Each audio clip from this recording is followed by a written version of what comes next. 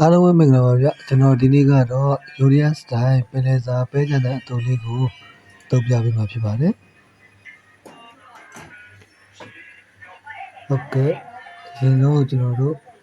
ပါဝင်တဲ့အသီးရွက်လေးတွေကိုကြိုတင်ပြင်ဆင်ထားမယ်နော်ခဲညင်ဒီစက်တော်နီ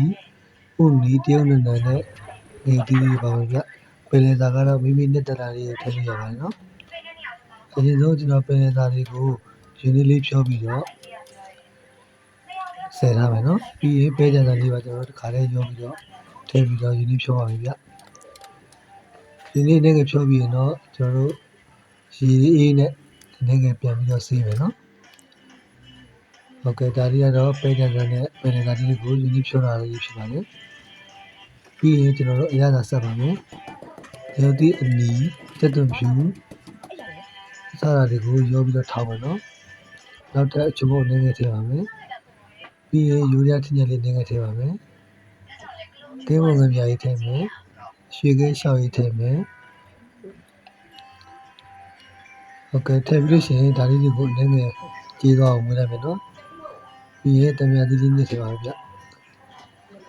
တံမြာသီးလေးညှစ်ထည့်ပြီးရင်နောက်ထပ်ဒီမှာချီလီဆော်လေးနေငယ်ထည့်ပါနော်ဟုတ်ကဲ့ချီလီဆော်လေးနေငယ်ထည့်ပြီးရင်တော့ရတာမြည်ကြည့်ပါမယ်ဗျရတာကချင်းကန်လေးဖြစ်နေရပါမယ်ဟုတ်ကဲ့ရတာရပြီဆိုရင်ကျွန်တော်တို့ပါဝင်တဲ့အသီးရွက်တွေကိုအသီးရွက်ဒီပဲကြံစာဒီပင်လယ်စာတွေကိုစလုံးတစ်ခုထဲမှာရောပြီးတော့ထည့်ပါမယ်နော်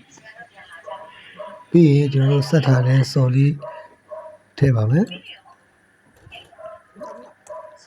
ဟုတ်ကဲ့ပါဝင်ပစ္စည်းအားလုံးနဲ့စော်လေးကိုကျွန်တော်တို့တမအောင်မွေးလိုက်မယ်နော်